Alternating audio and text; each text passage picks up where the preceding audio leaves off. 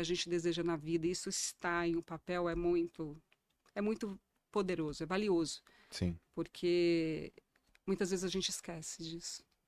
O que que eu pedi algum dia na vida? Se tiver em pensamento, isso provavelmente vai passar. sim. Deixa isso registrado.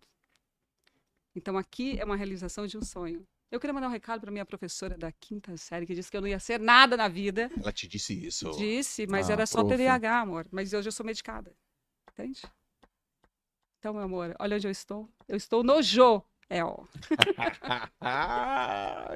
Eu estou no Joel. Obrigada, meu amigo. Leila, eu te chamei para falar de resiliência familiar, mas as pessoas quando conhecem você de bate-pronto, pô, sabe que você é uma consultora de estilo, de moda, de marca, de branding. E eu sei por que que eu te chamei para falar sobre resiliência familiar.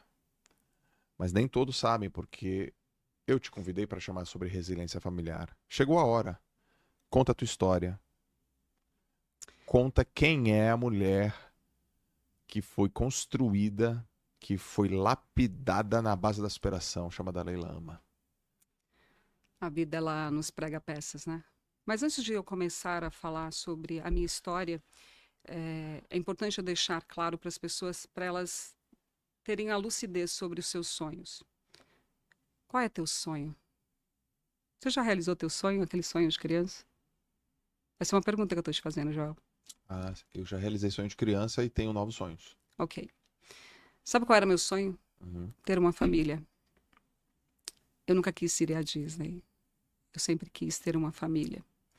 E todas as vezes que a gente coloca isso muito claro, de forma muito objetiva na nossa vida, qual é a nossa determinação, todo o entorno é transformado a partir daquilo. Eu venho de uma história familiar muito ruim, uma base muito ruim, e o que não determina que alguém não possa ser. Fala mais um pouquinho mais perto aqui, ó. E o que determina que alguém não possa ser.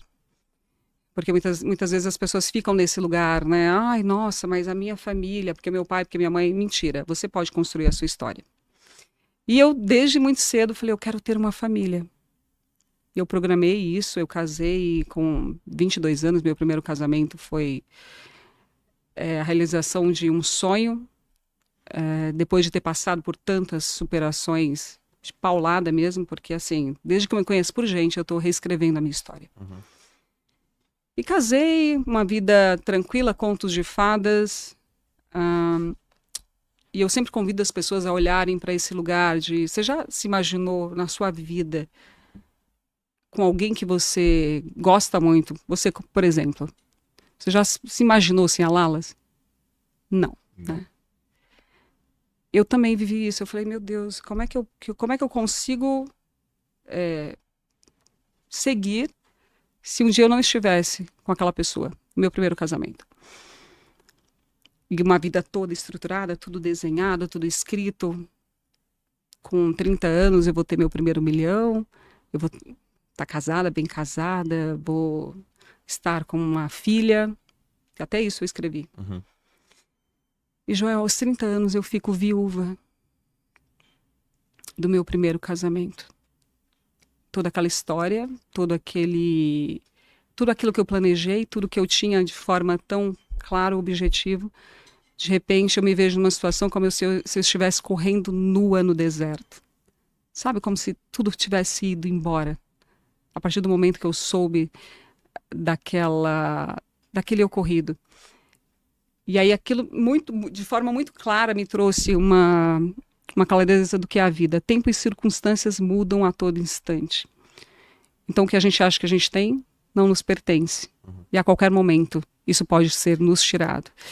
E aí o que ocorre? Eu tinha uma confiança muito grande no outro, de que eu não precisaria talvez me preocupar com muitas coisas na minha vida, porque eu tinha alguém que eu podia me sustentar. E foi assim, uma das piores experiências que eu vivi na minha vida. Ali eu conheci a dor de verdade. Embora eu já tivesse passado por muitas, eu achava que não existia nada pior. Mas ali eu conheci a dor. E por eu ter um entendimento muito grande do que Deus reserva pra gente, Porque muitas vezes a gente se coloca num papel de como se... Por que eu estou passando por isso? Eu sou tão boa, eu não mereço. E aí o erro já começa aí.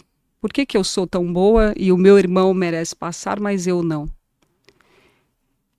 E eu ficava questionando isso. Caramba, eu não mereço passar por isso, porque eu já sofri muito, isso aqui era meu sonho. O Senhor me entrega o meu sonho, de repente me tira isso. E agora? Como é que eu faço para reconstruir isso de novo? E aí vou lá, eu junto os meus cacos, que é muito difícil você reconstruir esse lugar.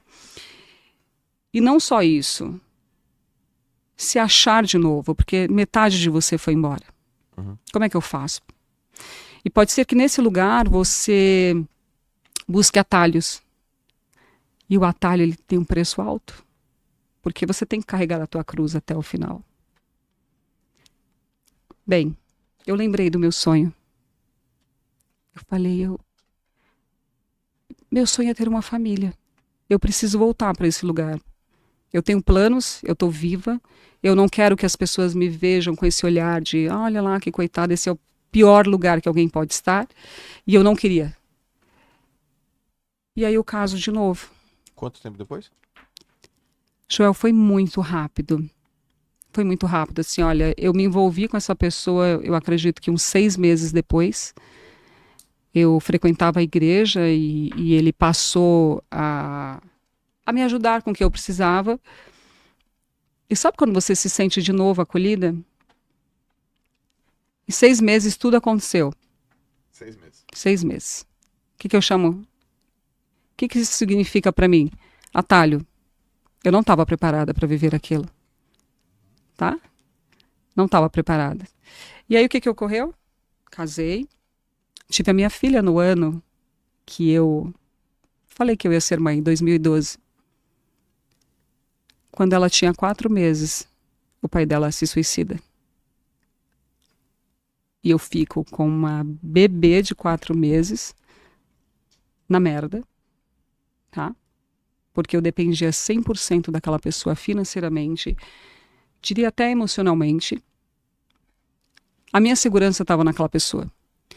E quando eu digo para as pessoas, se a tua segurança vier de alguém, você não tem absolutamente nada, eu entendi nesse lugar. E eu fiquei com um bebê. Como é que você se reconstrói dessa vez? E por várias vezes, Joel, eu pensei assim, eu vou fazer a mesma coisa. Porque esse fardo está muito pesado para mim. E a minha filha, com 4 meses, enquanto eu a amamentava, ela me olhava no olho. E através do olhar dela, ela me dizia, não ouse. Eu estou contando com você. A minha filha foi meu grande farol de vida. E a dor, ela faz parte do processo. Eu não conheço ninguém que tenha chegado em algum lugar sem a dor. Naquele momento, eu não sabia como que eu ia, de fato, me reconstruir pela segunda vez. Porque eu não morava mais no fundo do poço. Eu já morava no porão do fundo do poço. E não mais sozinha, com um bebê de 4 meses, com a sociedade te julgando.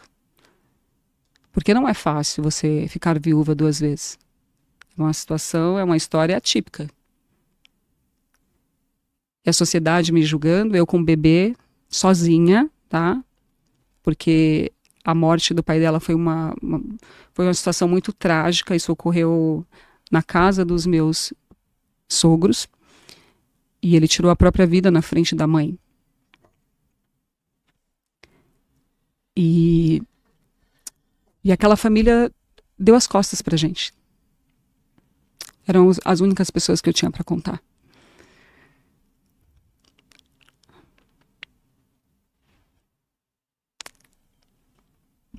Calma.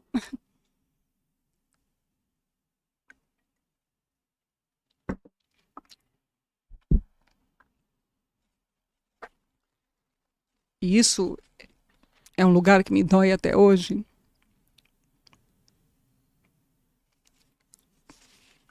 Porque por várias vezes eu tive que deixar minha filha Primeiro que ela voltou, perdão. Ela foi para o berçário com 4 meses. Eu não pude ser mãe da Valentina.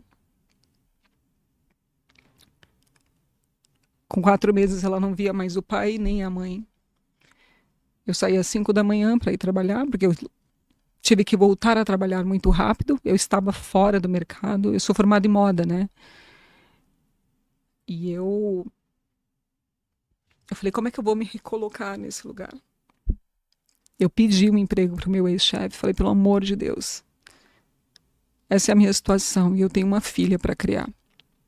E quando eu vivi aquilo, Joel, quando eu passei por essa situação de estar vivendo aquilo de novo, e agora com uma criança, aquilo me gerou uma raiva tão grande. Porque eu falei assim, não é possível, né? Por que eu estou passando por tantas provações? O que Deus quer comigo? Por que eu? E também disse para mim, a partir de hoje, nunca mais na minha vida eu vou colocar as minhas questões, os meus medos, as minhas seguranças na mão de alguém. Nunca mais eu vou passar por isso. A partir de hoje, todos os recursos que for feito vai ser através das minhas mãos, porque eu sou capaz. Eu sou inteligente, eu tenho vida, eu tenho estudo, eu tenho amor. Meu maior dom é o do amor, Joel. Então eu sabia que a partir do momento que onde eu colocasse minhas mãos, ali haveria frutos. E eu falei, eu vou sair dessa merda aqui e ainda vou levar água para as pessoas beberem. E quando eu me olho naquela situação, eu tinha que deixar a minha filha no berçário com 4 meses, e não só isso. Eu tinha uma funcionária na minha casa, era a única pessoa que eu tinha para contar. E ela não podia ficar na minha casa. Ela morava no Paraisópolis, ela levava a minha filha para a favela, quando eu precisava viajar a trabalho.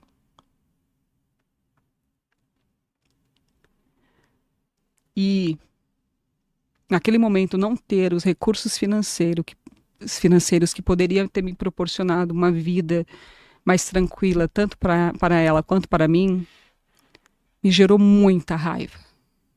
Muita raiva. E essa raiva foi o meu combustível. Mas eu nunca fiz mal para ninguém. Eu só queria, porque eu falo, qual que é o único sentimento que pode ter te sobrado? Naquele momento era raiva. Porque eu não acreditava que eu